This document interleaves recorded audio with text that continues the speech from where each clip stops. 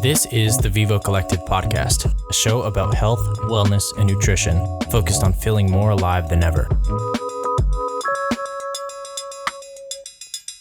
All right, welcome to another episode of the podcast. Here with our good friend Kevin, who we met this week. He is from Sweden, and he's been into health and fitness for about 5 years now. He has an amazing story that I'm really excited for him to share with us today, and we're going to dive into some of those details. Also have a co-host here, Dalton Cruz, who I interviewed in the first episode, so he's going to be asking some questions as well. And we got our nice little setup here in the jungle, doing the best we can. Got some stools, and so excuse the tight space and the moving around of the microphone. Other than that, it's going to be a great episode. How you feeling? I'm feeling good, bro. A little bit nervous. It's the first time I'm doing an interview like this, so obviously it's exciting, you know. Nervous can be a good thing as well. So yeah, excited, I would say. Yeah, it's funny. We have conversations the past few days, and like, there's no nervousness or anything. But then as soon as you put a camera in front of us, it's a little more nerve-wracking. Yeah, for sure, man, for sure. Yeah. But it's good. It's all good. Yeah. Yeah, well, let's just get started by going into how your health journey started, your background, your history, as much as you want to share. Okay, cool. So I was pretty much born sick.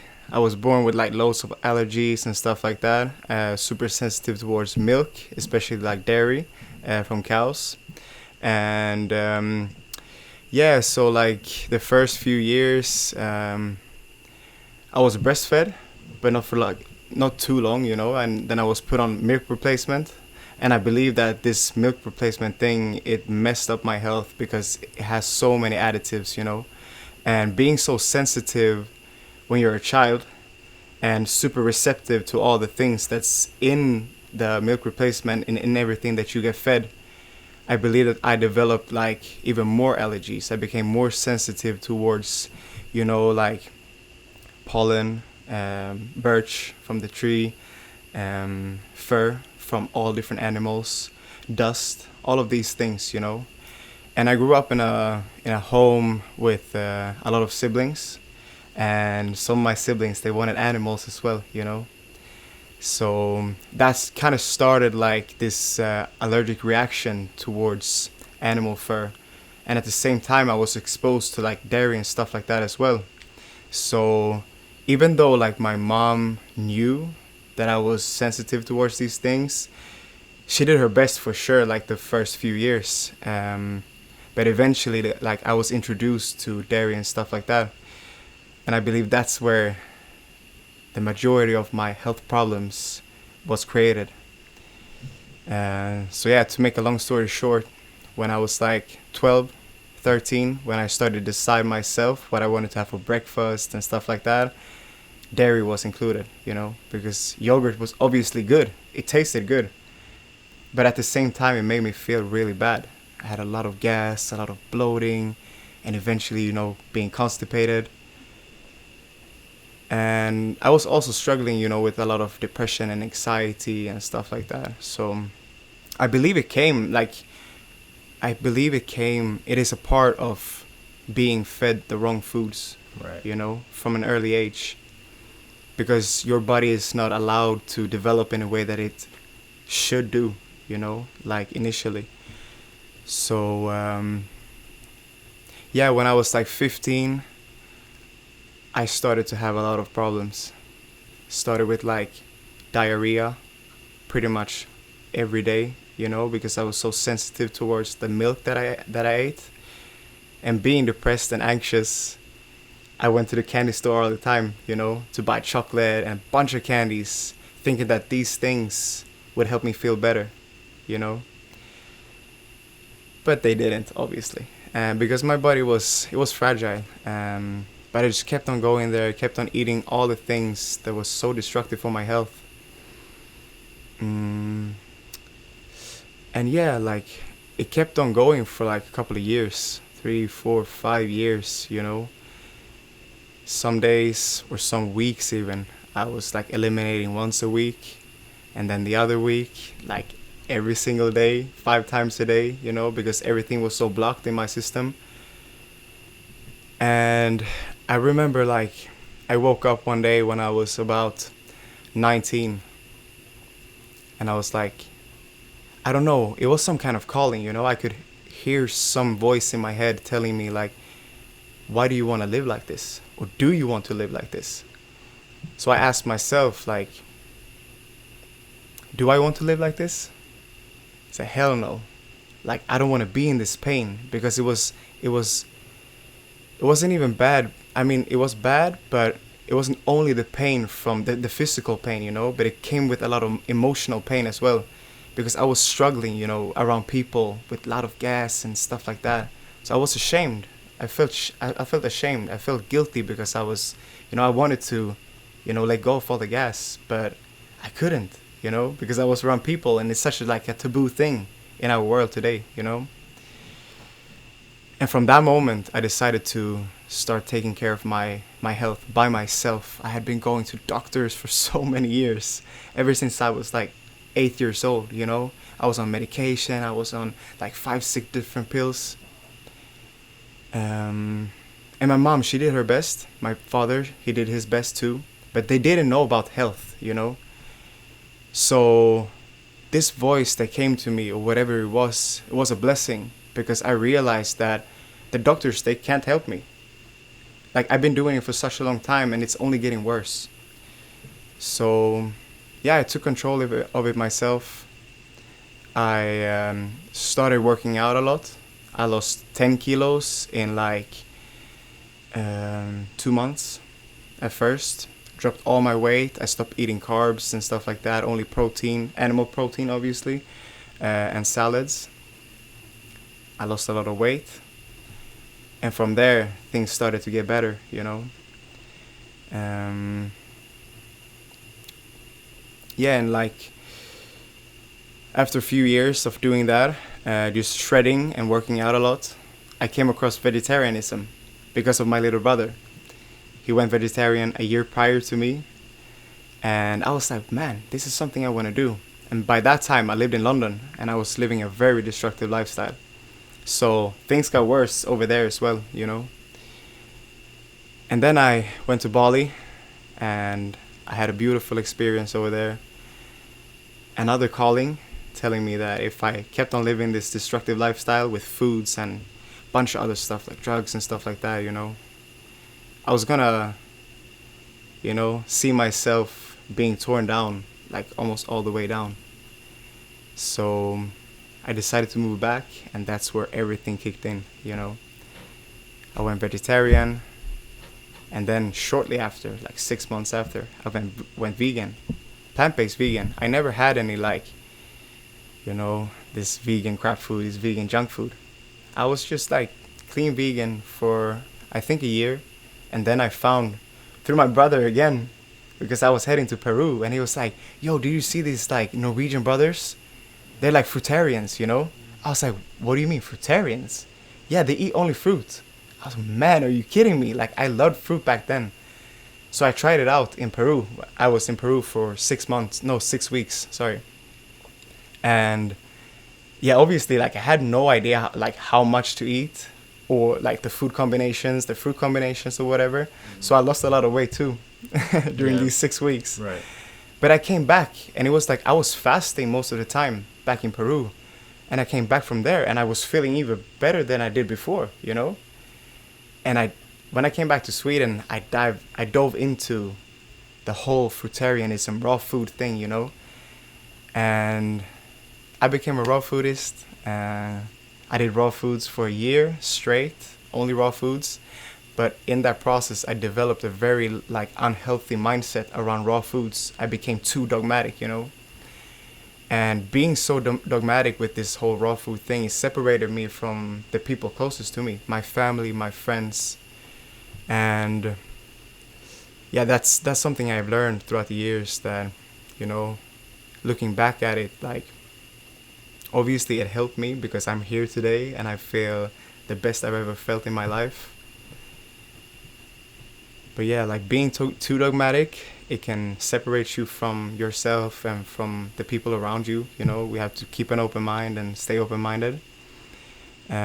So yeah, for the past like, I think 4 years, I've been 3.5 years. I've been a fruit-based vegan, if you wish.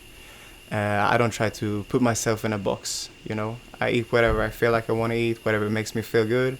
And for the past 3.5 years, it's been fruits and vegetables and roots and stuff like that. And yeah, every day that goes by, my health just keeps on improving, and not only my physical health, but my mental health as well. So yeah, this is a long story. I made it short. Yeah, beautiful story. Yeah. Beautiful. You mentioned finding two fruitarians on the internet. I'm assuming that was Sweet Natural Living. That's Sweet Natural Living. Yeah, they were making a lot of videos at the time. Yeah. And seems like the most common way to find, raw foods and fruitarianism is through YouTube. A lot of people find certain YouTube channels and they follow them and they document their nutrition and diet and health journey. And then people get inspired that way.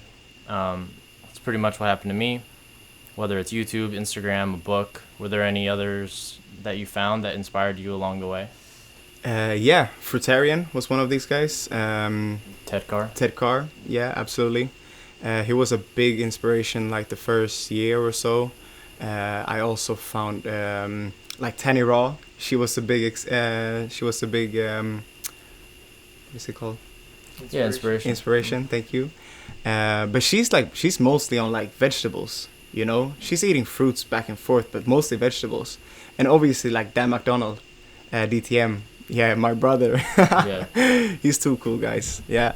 So I've been listening to him a bunch. Like for years, I was just studying his videos, learning about raw foods and learning how to like cultivate nuts and seeds and stuff like that.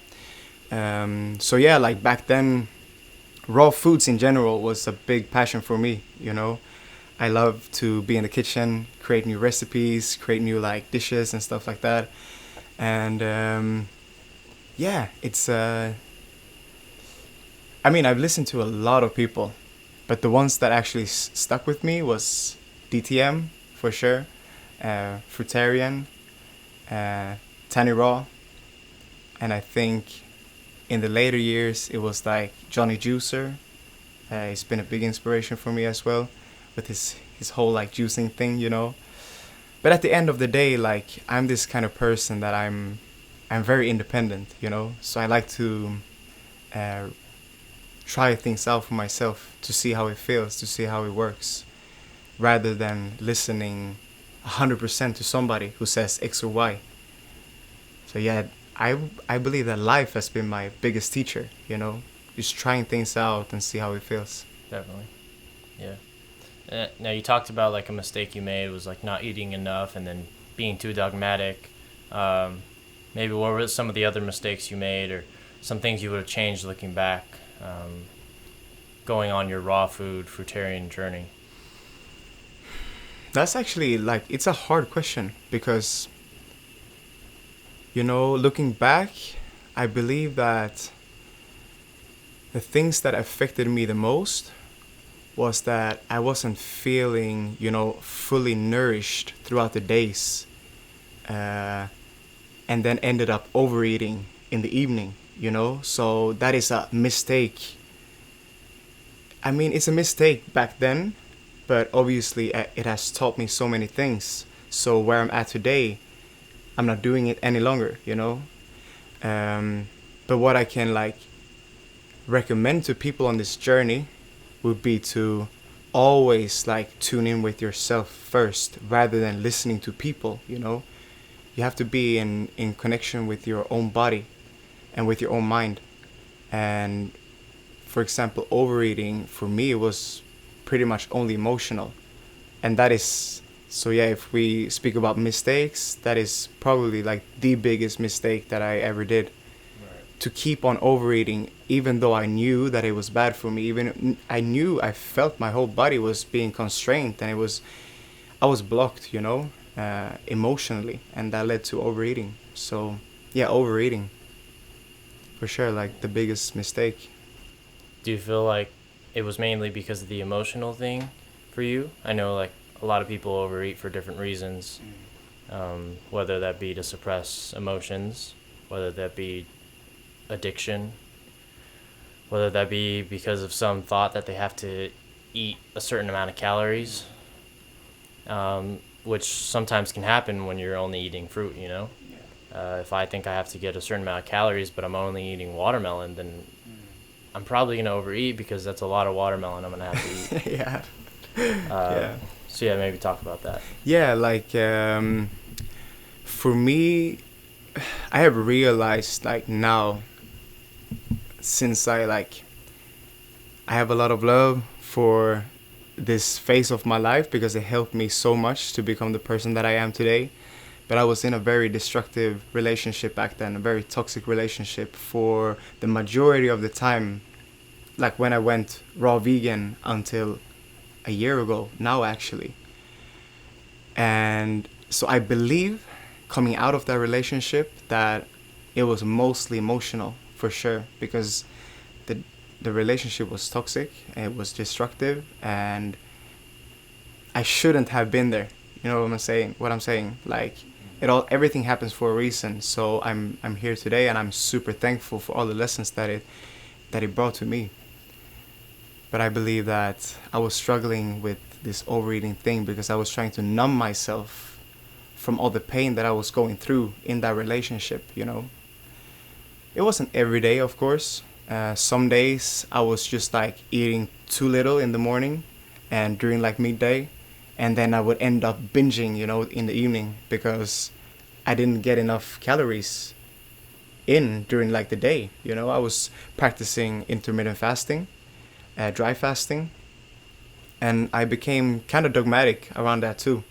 You know, I thought it was something I had to do every single day in order to reap the benefits. But for me now, that's not the truth, you know. Everything in balance. Balance is super important for me. So, yeah, that was a big part of it as well. Like, being stuck in this mindset that I thought I had to clean myself all the time, you know. And I thought that intermittent fasting would help me to clean or to do that, you know, faster. But it's not about doing this lifestyle fast. Like, we should take it slow, you know, practice and listen to our bodies. Take it slow. Absolutely. Yeah. So you did have some experience with fasting, not just juice fasting. Of course, we'll get into that. But some water fasting and some dry fasting. Yeah. Did you feel like you were ready for that at that point? No, I wasn't. 100% I wasn't ready. I was doing that out of an idea that I had to clean myself, that I had to become something other than what I was in the very moment back then. And I'm this person. Back then, when I was younger, I was super easily affected by other people's opinion, you know, because I wasn't really sure who I was or what felt good for me to stand in myself, you know. So, yeah, I believe that, I wasn't ready for it at all. Emotionally, mentally, physically. Because I feel like if you're coming from like a standard diet that I was on back then, jumping that fast into raw veganism, fruitarianism, whatever, if I would jump into like a water fast, it would be too hard for my body, you know, because the detox is too harsh going that, you know, in that speed. Right. Yeah. And the same with like dry fasting. For me today, it's sometimes, of course, like you can push your body to the extreme because it can be healthy for you, but not like too often or too long. Yeah. Yeah, like you said, balance. Balance, for sure. Yeah. That's something I always come back to, you know. Like I've been on the extreme, and I've been doing that for a while, you know, with many things. Not only diet, you know. It's like my personal lifestyle when I was out in the woods running, or if I was climbing or like jumping from big cliffs in the water, you know, I would always search for the extreme, you know, the highest height you could go to possibly without like harming yourself, you know, climbing the highest tree you could possibly do with like the least branches. So always searching for this extreme thing. But I think that I was doing these things in order to like find myself. I wanted to find myself, you know. I wasn't feeling full inside, and I thought that these things again would make me feel full. Okay, so you mentioned binging. Earlier, that you used to binge. Yeah. Sounded like you may have binged quite aggressively. I'm curious to know what you binged on. If you're comfortable with sharing. If not, I understand. Yeah, for sure. So just like raw foods in general, you know, as I said earlier, like I never went the like the way of eating a bunch of like vegan junk food and stuff like that, you know, because I decided when I was 19 that I was gonna stop eating all the junk food, you know, like Coca-Cola and McDonald's and, you know, burgers, pizzas and everything. So that was never my way into like veganism and stuff like that either. But yeah, like something that really that was super harmful for my body, that I felt was harming me, was that I was binging on like cashew butter, you know, because it was so damn good. It's like one of the, you know, one of the best things. Like nut butters in general is super tasty, but obviously it's super dense, you know. I would never have like 150 grams of like raw cashews and just eat them like that, because it would make me feel super bad. But then I would have like a small jar of 150 grams of cashew butter, and I would eat that, you know. I would do like 2 of these in one sitting. That's 300 grams of cashews.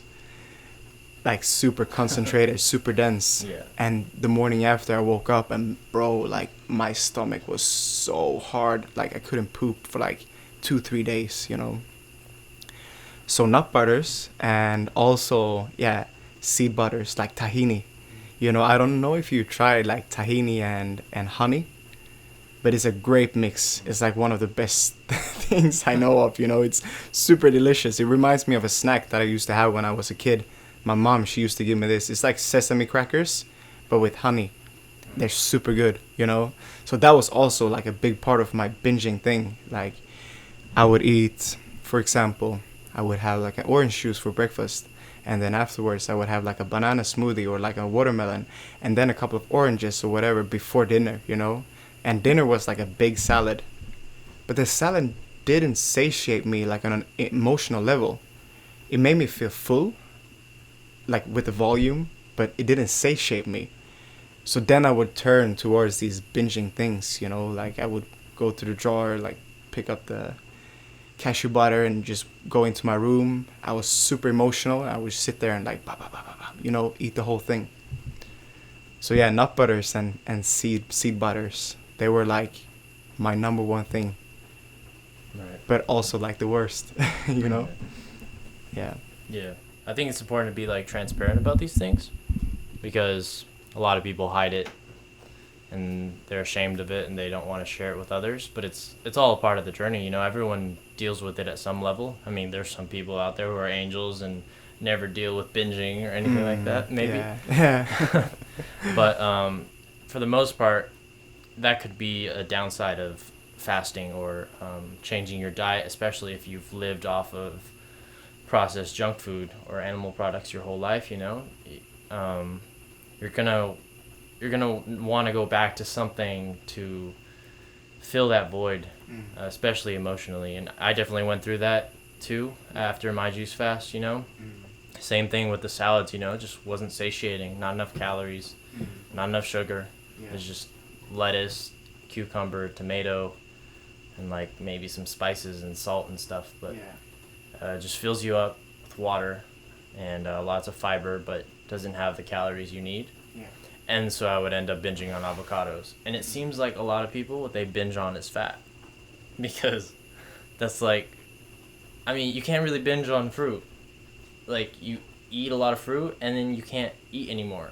And even if you call it a binge, it's not really a binge because it's not going to hurt you unless you're really overeating. But that's uncomfortable. binging on fat isn't as uncomfortable. Exactly. I could eat 8 avocados and then like be good, but if I ate like, 3 sapotes, like I would stop because the sweetness would like overtake me. Yeah, it's like too much, right? Right, and Yeah. then I'd feel good after. Yeah, I for mean, sure. that was delicious. But then after the fat, you just feel bad, ashamed, guilty, and then it just causes this cycle of binging. And then the next day, you want to like fast or eat super clean to clear it all out, and then you repeat. And that's a dangerous cycle that Yeah, needs to be talked about for sure. for sure. That was something I was into as well, Not into as in I liked it, but it happened, It happened because I was so ashamed of me binging the day before. So I thought that, okay, the next day I'm going to make up for the binging. So I would fast like the whole day. But then like in the, in the same evening that I was fasting the whole day, I would end up doing the same thing as I did the day before. I definitely did that too. That cycle, bro, Right. it's like super destructive for you. Absolutely. You hear that? Did you hear that, guys? You're not alone. They both admitted it openly. I'm going to go ahead and admit it right here and now. We've all binged. I've binged. It's been, like you, nut butters. Yeah, bro. Straight up. I mean, even if it was like Big Macs and Coca-Colas, binging is binging. When you're forcing something into the vessel here, it just doesn't make any sense, So find something more sustainable to fill that void. Right. It's easy to fast and binge and water fast for a week and then go off and eat a bunch of nut butters. It's easy to do. I mean, this is in context, but it's easy to do an extended juice fast, and then jump back into a different diet. But it's not easy to have a sustainable approach where you eat a balanced diet every single day. Exactly. Like, I can't say I've done that for an extended period of time at this point in my life. Maybe only the last month. Yeah. Now that I've come to these realizations. I mean, I've been into fasting for quite a few years now, and I've done multiple fasts. But the ones that I did before, they weren't long, I would do like a week here and there, and some days I did like 15 days or 12 days, I was preparing for my previous juice fast, which was my longest one. I was preparing for that for like 3 years, because I knew somehow that. So I heard early, like in my fasting, when I came into fasting, I heard from, I think, Dan, that people can fast. Like a lot of people can fast. It's a normal thing in our world. Like in Middle East, they do that like often, But the hardest part is to break the fast. So for me, it was super important to be prepared, like emotionally, to when I get back to eating foods again. Because that's the sensation of like chewing again, and the sensation of like feeling in your mouth, feeling in your stomach, feeling in your body that you get energy from chewing. It's satisfying. It's super satisfying, and it can be like, how do you say? It can be triggering in a good way, but still in a bad way as well. So for me, it was super easy. I mean, it was super important to be mentally prepared for when I broke the fast. That's why I'm so happy about the way I broke the fast last time, because I did it for such a long time. I was really like tuning into my body and listening to my body. And yeah, as you said, like, I believe it's important to, like, food is important, 100%. Food is something that we need to thrive, quality food. But it's equally as important to get in touch with your mind, and your emotional body and your spiritual body, to do that work as well. Otherwise, you would just fall back into these traps over and over and over and over again, because the problem is not the food. The problem is what's going on the inside. Absolutely. Yeah, and you talk about your last juice fast. Maybe you can go into that. Why did you do it? How long did you go? How was that experience for you? And then talk about breaking the fast afterward. Yeah, so as I mentioned earlier, I was in this relationship, right? And for many years, like, struggling with overeating back and forth, and I felt constipated. I was eliminating, but I still felt constipated and dehydrated, you know. And a few weeks before me and my ex-partner broke up, I decided to jump on a juice fast because I knew that was what I needed, you know, in order to like let go of a lot of emotional stuff as well as physical stuff. So I did one for like 15 days, but at the same time I was still in the relationship, so I jumped boom back into the same patterns as I had before. And then we broke up, and then I decided 2-3 weeks later to jump on a juice fast. I told myself 3 years ago that I wanted to do like 30 days someday. I wasn't sure when. And this time I had a calling. So I was like, okay, I'm going to do 30 days. You know, that was my goal. 30 days came. I felt super good. I felt so amazing. I was eliminating a lot of stuff physically as well as like emotionally and mentally. I did a lot of inner work, a lot of energy work, you know, spending a lot of time by myself in nature, also with people around me that respected my space. I did it with my nephew, Vincent, and we were supporting each other along the whole journey, doing it almost like every day together, you know, and it was a beautiful experience doing it with him. And the reason why I jumped into this juice fast was because I wasn't eliminating properly, you know? I felt that I could eat.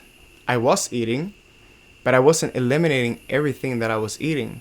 And somehow it just clicked for me, like, this is not the way it's supposed to be, you know? I knew it with my intellectual mind, but I didn't embody it, you know? So I ended up doing 62 days. Juice fast, juice feast, and my transition into solid foods. I had for like the first few days, for like the first 2 weeks, I had 2 juices or 3 juices and then like a meal of fruit. And then 2 meals of fruit after 2-3 weeks. And I kept on going. I think it took me like 6 or 8 weeks until I had my first salad. And when I did that, I remember I spoke to you. I was like, yo, bro, I know that you were on a juice fast. Like, how was your elimination like the first few weeks, you know? And Vincent, he has been talking to you as well.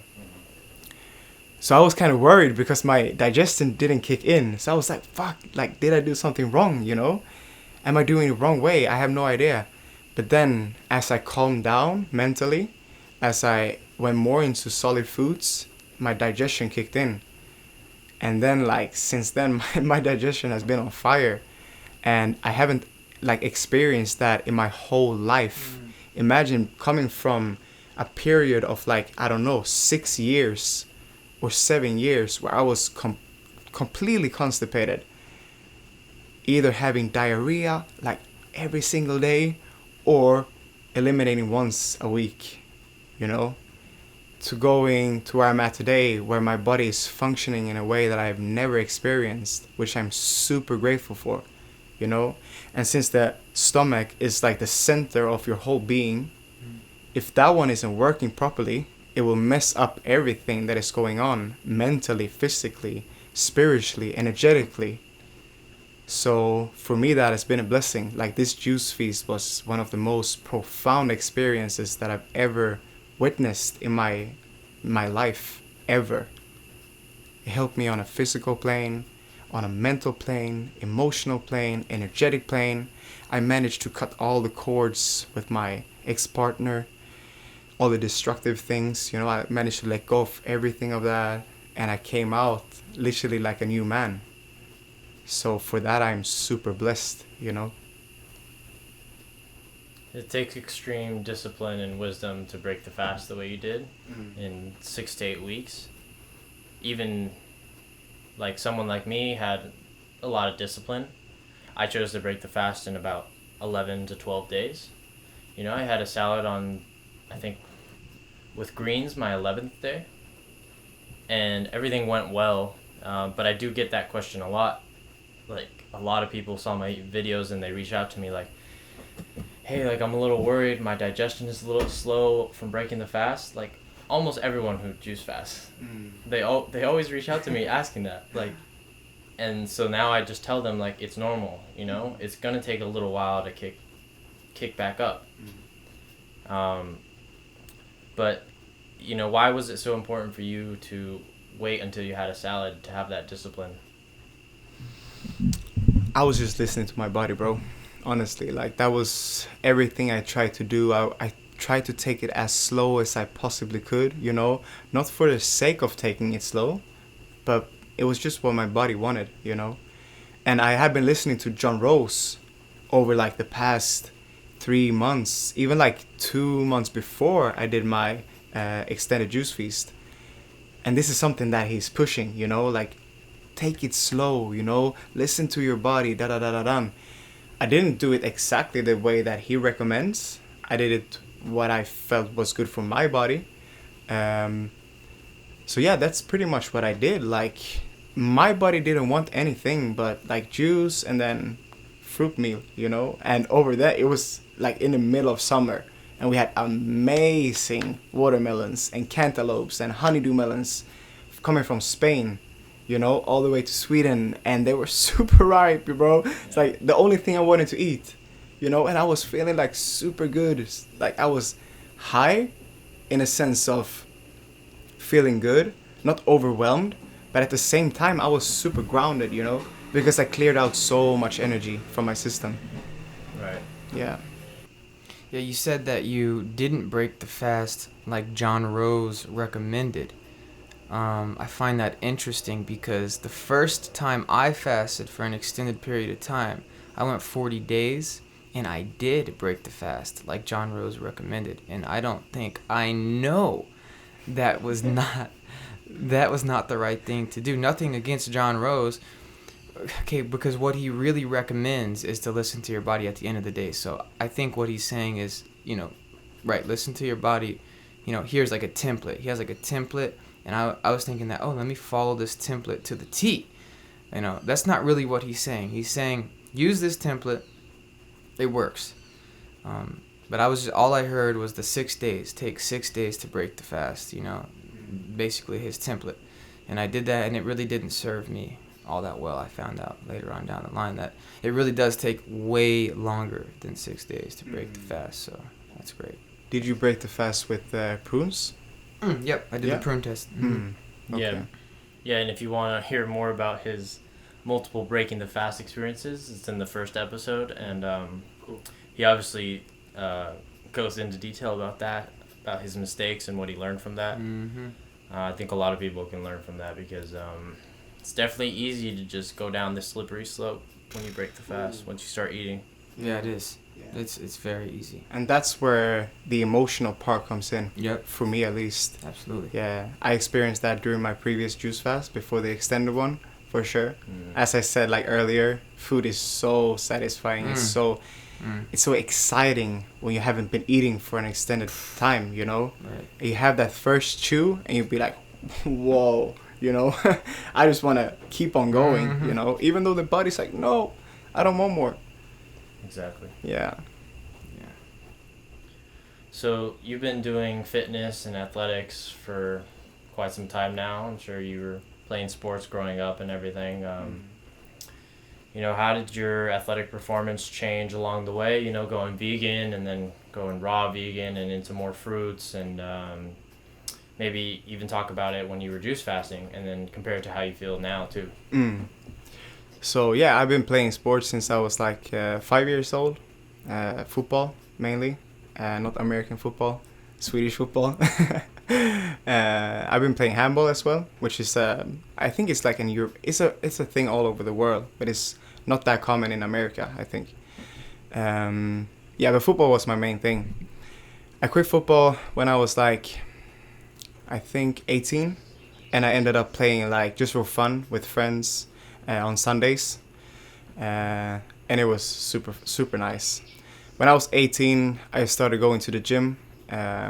Even a little bit before that, like 17, because of my brother. He was a huge inspiration for me. Shout out to my brother Jim. He's amazing.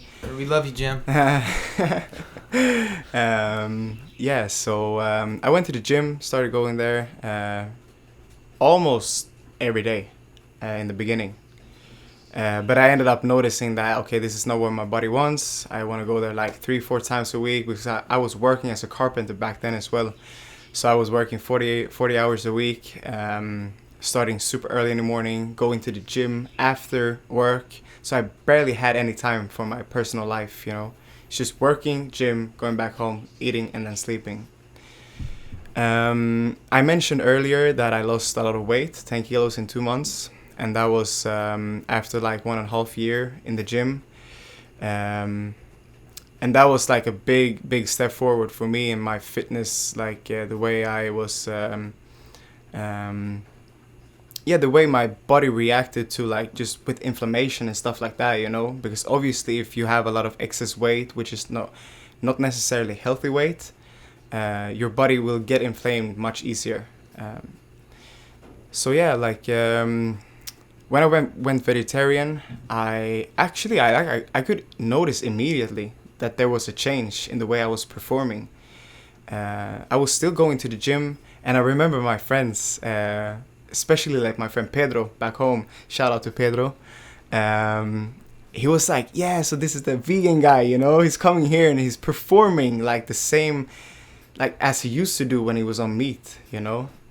And like I wasn't working out that much, not as much as before, because I was into like bodybuilding, you know. But still, like my performance was very good, and what was even better was the inflammation, like the way my body responded to inflammation. So recovery was way quicker coming to like a vegetarian diet, and then eliminating like cheese and eggs. And when I became plant-based vegan, it became even better, you know. And I was like, wow, like how is this even possible, you know? I'm smashing the gym, smashing the workouts, but I'm not getting any like ache in my muscles, you know? Maybe for like 10 hours or so, but not more than that. And that was super fascinating, you know, me being into sports my whole life, and always like ended up, you know, having a lot of ache in my muscles for days, right, you know. And then I started I started trail running. So I quit the gym and I started doing trail running, and trail running was epic. But then like, obviously I lost a lot of muscles, because I was running like 5 days a week for I think 3 seasons in a row. And a season in Sweden is like, I think between 6 to 8 months, depending on the year, depending on like the weather, how cold it gets, how much snow, etc. But I loved it, and it was great, and my performance got even better and better and better for each year that passed. And when I jumped into like a fruit-based raw vegan diet, my performance was epic. And since then, like it's just been like going upwards, you know. My body has changed a lot over the years. A few years ago I was bigger than what I am today. And then I was doing a lot of fasting, so I became super skinny, dropped a lot of weight, and then now like I've been in a process of building muscle now for, I don't know, I think going to the gym the past 4 months consistently, like 5 days a week.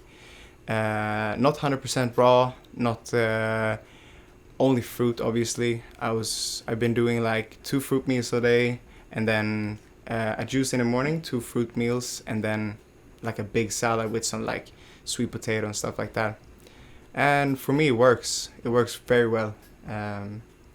But I feel like putting on a lot of weight on a raw vegan diet or like a plant-based diet, you need to eat a lot of food. And that is something that I'm not super interested in right now, because I feel like my body doesn't want it, you know. So yeah, like now I feel good. Being here in Costa Rica, eating mainly fruits, like it's obvious for me that if I'm in a tropical country and I'm sweating a lot, my body wants a lot of hydration, and eating fruit is a perfect way to get the hydration. Performance here has been very good as well. The warmth helps with that, you know, especially like with the recovery after the workouts. So yeah, that's where I'm at today. Feeling very good in my body, feeling very strong, very flexible. I have no issues whatsoever. I feel great. Yeah. So maybe you can talk about the reason why you decided to introduce some more cooked foods, Mm-hmm. especially after your juice fast. I'm sure you were only on fruit and salad for a little while. Um, so yeah, why did you introduce cooked food, and how have you felt since then? So being in Sweden, um, during summer it's easy to be on raw foods because we have a lot of good foods in Sweden, especially like salads and stuff like that. A lot of raw, local like fruits as well, apples, pears, plums, and stuff like that. So that's easy. But going in towards like winter time, when it starts getting colder, I feel that the body needs something other than cooling foods.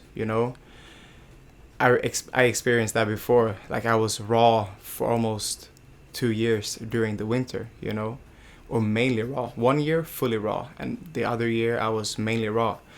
And I was freezing all the time, walking out. I couldn't even be outside. And I was working with children back then, so the majority of the time in school I was outdoors. And I was having like a group of children. We would go like out exploring the nature and doing experiments in nature and stuff like that. So I would always be cold, and the kids even asked me like, why are you freezing all the time? Like, we're not freezing. I was like, yeah, I'm on fruits. So yeah, like that was mainly why I chose to get back to cook foods, because the season changed, the body changed, what the body wants changed as well, and root vegetables, potatoes, cabbage, broccoli, all these kind of things, they are in season during like November in Sweden. So for me, that's quite like obvious that that is what we should eat. If we eat things that are being shipped from all over the world, it doesn't make sense. At first, it's bad for the world, because of all the pollution. And secondly, it's like out of my natural cycle. So leaning towards more like cooked carrots, cooked potatoes, they are super good in Sweden. It's like one of the best things I've ever had, in terms of potatoes back in Sweden. It made me feel good, and I feel way more balanced when I'm eating according to the season.